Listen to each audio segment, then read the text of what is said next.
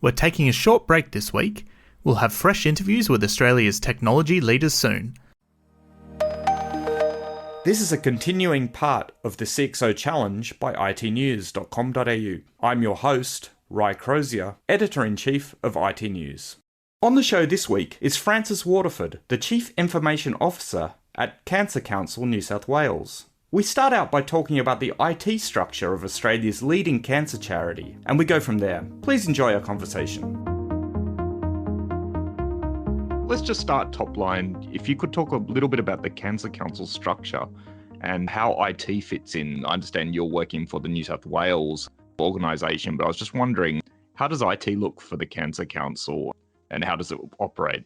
Yeah, so we work as a federated structure. So each state is autonomous. We share the brand and a few major fundraising events of the year, and we collaborate a great deal, but they are individual entities with their own boards, management structures, and technology stacks and strategies. So they are quite independent.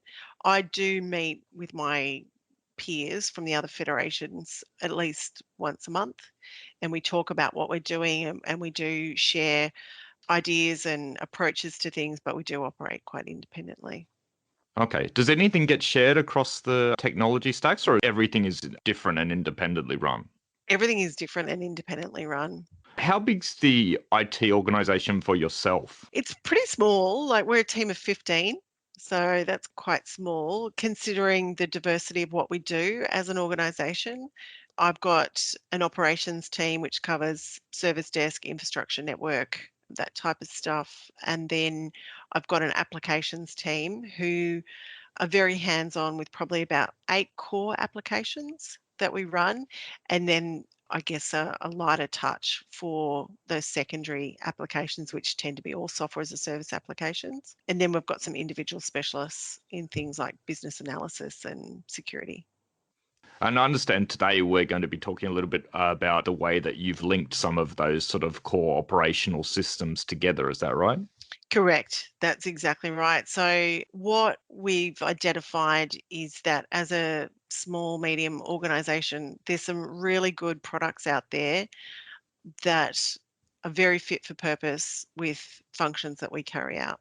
And the best way for us to operate and at the lowest cost is to opt in for those niche software as a service applications, particularly in things like fundraising, point of sale for retail, etc. But of course, we need integrated processes that work across the organisation. And so we needed an integration layer that allowed us to have those end-to-end integrated processes and the best efficiency and timeliness of information. And that's really what we did with the integration project. At what point did you decide that you were going to, or that you needed to make some changes to the way that those applications talk to each other? So I joined the organisation 2 years ago, and they had been on a major, I guess, transformation of systems and had implemented some really great products. It did like CRM and a billing solution, but there was pain points because of the lack of integration across the processes. And so that was a really key finding for me, and it was a very obvious opportunity to improve constituent experiences, but also employee experiences of working by creating that integration across systems. Okay. And when did you start to look at that integration across the different systems? To be honest, it was one of the first things I started working on. Just once I'd sort of done that first 100 days and identified the business strategy, the pain points, the priorities, it really stood out to me as the fundamental piece that was missing. And so I started working on that opportunity and the options that were available to us. And we did it right from the basics of, okay, which of the processes have got the biggest pain points? What are the options of the technology? We did an RFP. We went about it quite, I guess, textbook, if you like, in terms of running through a process of evaluating options and including the business in that evaluation, and selected Boomi. And then because we were really working in the space of our core business, we were looking at donations. So we could have looked at some smaller quick win type integrations, as a proof of concept. But that's not where the value was. The value was right in the middle of our core business around our constituents, how they register with us, how they make donations to us, how that information, how that's banked. It was right in that core. And so we decided just to really tackle the big opportunity. And with the business support, we did that. Okay. And can you explain a little bit about the way that the integrations look, both from maybe a back-end perspective, but also from a front-facing perspective to the people that might be donors or other external parties that would interact with the Cancer Council? Yeah, so we use partner organisations to provide those donation platforms in some cases, and also to acquire our customers and help us with customer acquisition. And they've got systems of their own that we utilise. And what we really wanted to do was make sure that we could use those great providers or applications that are in the market, because they've got very good solutions that are fit for purpose for the fundraising industry, pretty good price point. But we wanted all of that to integrate through to our CRM and our billing solutions so that we could have that single view of customer. So people might participate in different channels, but we wanted to bring it all back to that single point of customer so that when we're talking to our customers, we can see the richness of their relationship with us and give them a good customer experience, and take away what we were doing prior to the integration layer is people were facilitating that process. They were doing lots of downloading of spreadsheets, uploading into different systems, dealing with errors in formats and different things. So we wanted to take away that work, which was time consuming and not always accurate, and also not the greatest job in the world, automate that. And then we could get our people focused on talking to our constituents about how they support us and making sure that we had really good, accurate, up-to-date information about them in all our interactions. When a donor, for example, might interact with the Cancer Council, how often would they interact across multiple channels, for example? Yeah, so the most common example probably is they might be a regular donor to us or participate in one of our annual campaigns, like the biggest morning tea. They might be host a morning tea and bank donation funds for us through a campaign like that. And they could also be a volunteer. So they might actually come into our office or work in one of our treatment centres as a volunteer. So it's really important that we recognise both sides of that relationship with them and make sure that all that information comes together into one picture of that supporter. Can you give me a sense of how you went about the actual integration work? Yeah, so basically how we went about doing that was looking at the pain points. Then we looked at the systems that are involved in the pain points, and we identified about 5 core ones. So then we looked at what the data architecture is that underpins those systems, and did a whole lot of work on data mapping and how that comes through. And then we had to make some technology choices around, would we use a subscription model where it was hosted on Boomy's cloud, or would we host it ourselves? We chose to go with Boomy's cloud. And then the work of actually building those connections based on the data map and testing that and validating it and making sure that the data passes through appropriately. It's kind of it in a nutshell. What does it look like now in terms of, I guess the way that it was described in some of the material I saw was it's a single view of customer, which you've enabled. So how is that presented, I guess, to the people that are looking at that kind of information internally? Yeah, so all of that information comes through to our CRM. So that's the core, that's where we've got our constituent and all of the information about them. So, the Boomi platform is effectively passing through registrations and donations or information about volunteering, or even potentially if that person is a client and is a service recipient of ours, also comes through. And that means that all of our processes that we carry out, ultimately CRM is the home, master for that information. And so when we're having a conversation with our supporter, our team can see the richness of our relationship with that person, and they've got that really good visibility, so they're not missing something key about them. One of the things that was mentioned was that you're potentially doing some preparatory work or some more work around master data management Yeah. that may also involve Boomi. Can you explain a little bit about that? Because you've obviously just mentioned the CRM is treated as kind of the single source, I guess, of truth for business information from that context. How is that different with the With the work that you're hub. undertaking on the master data management side of things? Yeah, so that's actually live now. We went live with that in December. Okay. Yeah, so it was really good. And what that allows us to do is what we call match and merge. So it allows us that it gives more opportunity to make sure that we match someone to their existing record fundamentally, so that we're not missing that connection with people.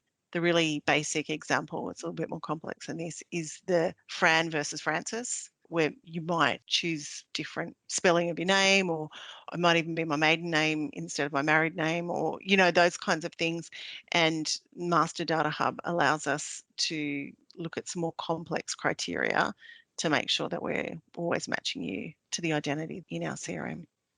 Yeah, so it's looking for specific information that might tie multiple profiles back to a single profile, Yeah, which will help you exactly. better to understand all the interactions that you might have with that person or that Exactly. account. Yeah, exactly.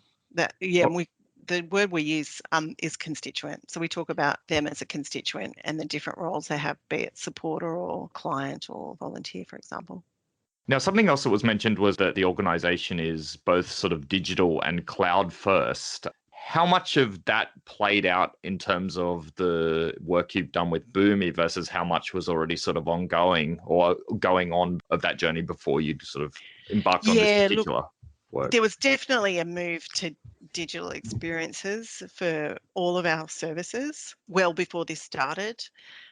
But what Boomi did was allow us to make those better digital experiences, I suppose, and make our employees' job of managing end-to-end processes of the digital experiences better. That's really fundamentally. And I guess probably better bring together some of the non-digital interactions with the digital interactions and just bring that all together. That's really fundamentally what it allowed us to do. But yeah, our digital was a strategy well before we embarked on Boomi, but this is enabler of that being an effective process. And certainly we're really glad that we were well underway when digital became so critical with COVID.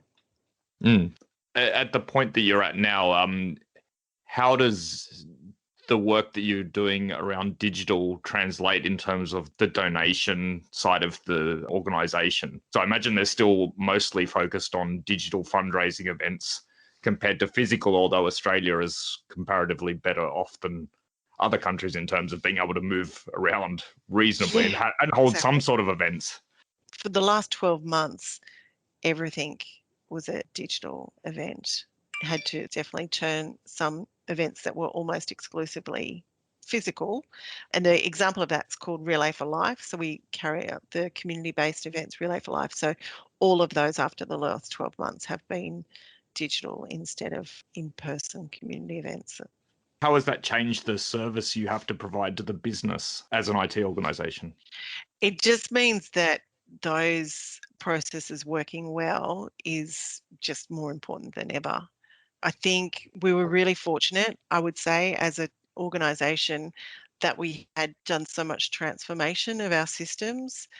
It was 2 busy weeks, I think, to get us all remote working and supporting fundraising for promoting their digital events, but everything was in place.